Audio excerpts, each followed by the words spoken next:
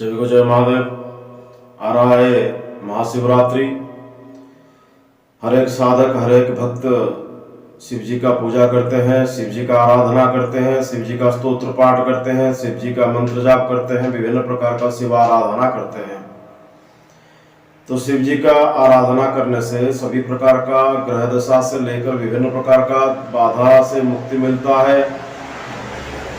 और कोई भी शिव भक्त होता है तो उसके ऊपर इतना सारा प्रभाव नहीं पड़ता है, ग्रहों का, योगिनियों का, कोई भी तंत्र का, विभिन्न प्रकार चीज का प्रभाव नहीं पड़ता है जो शिव आराधना करते हैं। तो शिव आराधना कैसे भी करेंगे, कैसे भी कीजिए शिव पूजा, मन में ही भक्ति लगा दीजिए, स्तोत्र पाठ कीजिए, रुद्राभिषेक कीजिए, रुद्र मंत्र जाप कीजिए या रुद्राष्टाध्यायी कीजिए, कुछ भी कीजिए तो शिव जी का आशीर्वाद मिलता है क्योंकि इसीलिए तो उनका नाम भोलेनाथ है। क्योंकि इतने भोले हैं तो आप कुछ भी अर्पण कर देंगे, चाहे एक बिल्वपत्र या थोड़ा सा खाली जल लेके अर्घ्य प्रदान कर देंगे या एक फूल भी चढ़ा देंगे, कुछ नहीं, खाली भक्ति से पुकार लेंगे तो शिव जी भी सुनते हैं।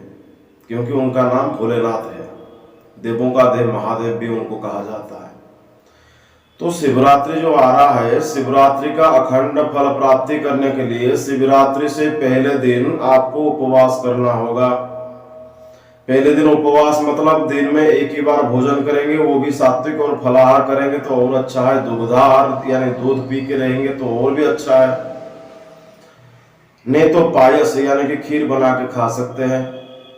उपवास पहले दिन करने के बाद अगले दिन सूर्योदय यानी कि ब्रह्म मुहूर्त में 4 बजे आपको 3 बजे उठ के नहा के सब कुछ नित्य कर्म समाप्त करके 4 बजे आप उठकर शिव जी का एक मंत्र मैं आपको प्रदान करता हूं, वो मंत्र को जाप करेंगे। मंत्र है वही सभी जानते हैं, शिव पंचाक्षर मंत्र सबसे शक्तिशाली। शिव पंचाक्षर मंत्रस्य वामदेव ऋषि अनुष्टुप छंदः श्री सांब सदाशिव देव देवता मम सकल कर्म सनासनार्थे सकल कर्म सिद्ध्यर्थे शिव पंचाक्षर मंत्र जप कर्मणे विनियोगः। ओम नमः शिवाय। अंगुष्ठाभ्याम तर्जनाभ्याम मध्यमाभ्याम अनामिकाभ्याम कनिष्ठिकाभ्याम करतल पृष्ठाभ्याम हृदयाय नमः शिरस्य श्वासिकाय वशट कवचाय हुम नेत्रात्रयाय वोषट करतल कर पृष्ठाभ्याम फटस्त्राय फट। ऐसा करांगन्यास करने के बाद आपको ध्यान करना है, जैसे कि ध्याये नित्यं महेशं रजतगिरिनिभं चारुचंद्रं मतं सं रत्नाकल्पज्वलांगं परशुमृगवरा भीतिहस्तं प्रसन्नं पद्मासीनं समन्तास्तुतममरगणे व्याघ्रकृतिवसानं विश्वाद्यं विश्ववन्द्यं निखिलभयहरं पंचभक्त्रं त्रिनेत्रं। ये ध्यान करने के बाद आप मंत्र को लेके शिव पंचाक्षर मंत्र में पूजा कर सकते हैं, शिव जी का पूजा करेंगे। और रुद्राभिषेक अगर आपको मालूम है तो रुद्राभिषेक करेंगे, नहीं तो कोई स्तोत्र पाठ करना आता है शिव यानी कि शिव जी का बहुत सारा स्तोत्र है।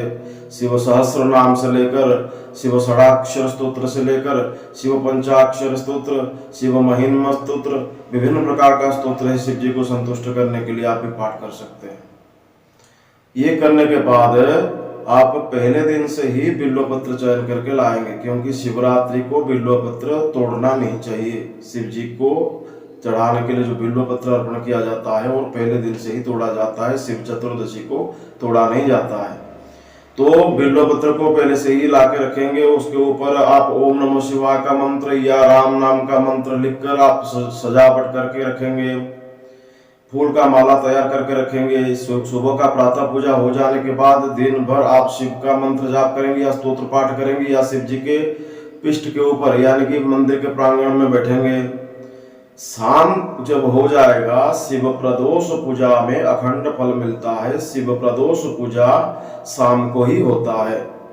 तो जब दिन और रात का जो संधि मुहूर्त होता है उसको शाम बोलते हैं। तो शाम सायंकाल में या सायंकाल जो संधि मुहूर्त आता है उसी समय शिव जी का पूजा करेंगे।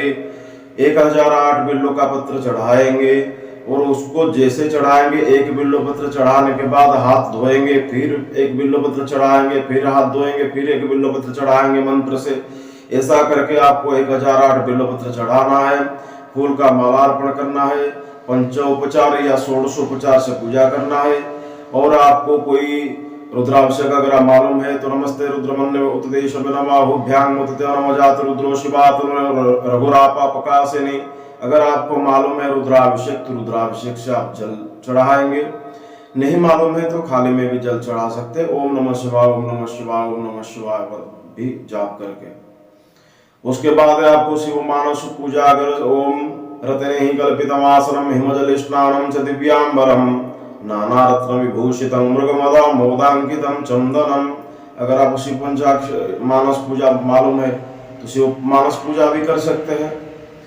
उसके बाद आप षोडशोपचार से पूजा या पंचोपचार से पूजा करने के बाद आप उसी समय प्रदोष में बैठकर मंत्र जाप करेंगे। वो मंत्र रात को जब अखंड दीपक यानी कि मंदिर के ऊपर चढ़ाया जाता है तभी, यानी कि हरिहर भेंट होता है, हरि और हर का भेंट होता है, तभी उसी समय जब भेंट किया जाएगा, जो समय मुहूर्त आता है उसी समय तक या सूर्य उदय तक आप मंत्र को अविरत जाप करते रहेंगे। तभी एक ही दिन सालों में जो एक ही बार आता है महाशिवरात्रि, एक ही रात्रि में आपका एक मंत्र सिद्ध हो जाएगा।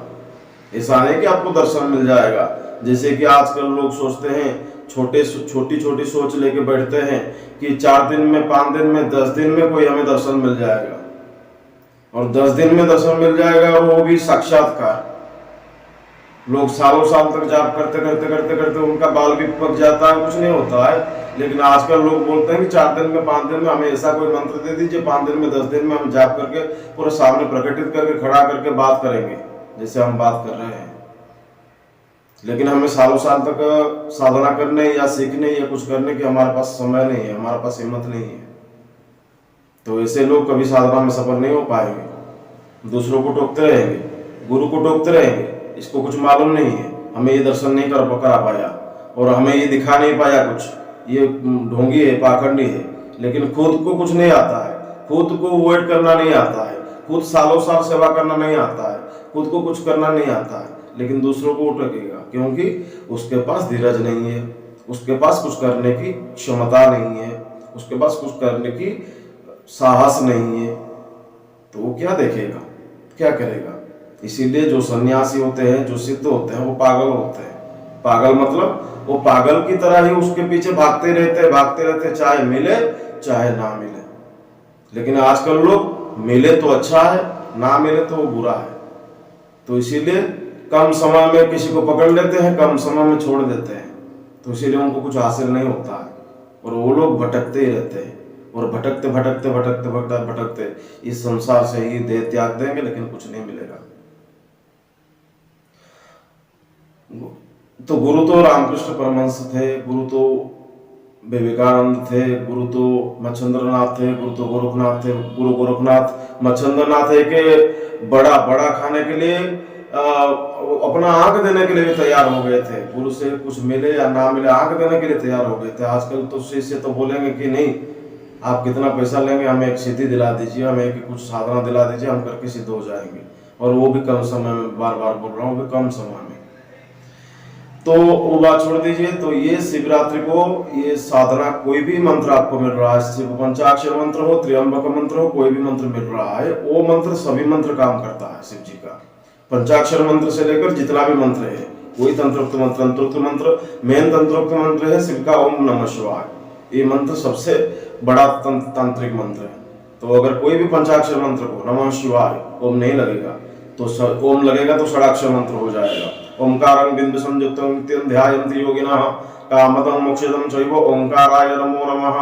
ओम लगेगा तो ये षडाक्षर मंत्र हो जाएगा। तो ये पंचाक्षर मंत्र नमः शिवाय को जाप करेंगे तो आप भी सिद्धि प्राप्त कर पाएंगे। लेकिन मंत्र सिद्धि करना और देवता का दर्शन करना ये अलग अलग बातें हैं। तो इसीलिए मंत्र सिद्धि पहले कीजिए, बाद में देवता का सिद्धि। देवता जब आशीर्वाद देगा तभी वो दर्शन देगा, आपके मन के हिसाब से दर्शन नहीं देंगे। या आप कोई सारा मंत्र जाप कर लिए इसलिए देवता खुशी होगी आपके पास आ जाएंगे, ऐसा नहीं है। देवता जब खुशी होगा आपके ऊपर तभी आपको दर्शन देगा। तो ये था शिवरात्रि के लिए। और भी मैं शिवरात्रि के लिए बहुत सारा भी आपको मार्ग बताऊंगा। तब तक के लिए जय महादेव।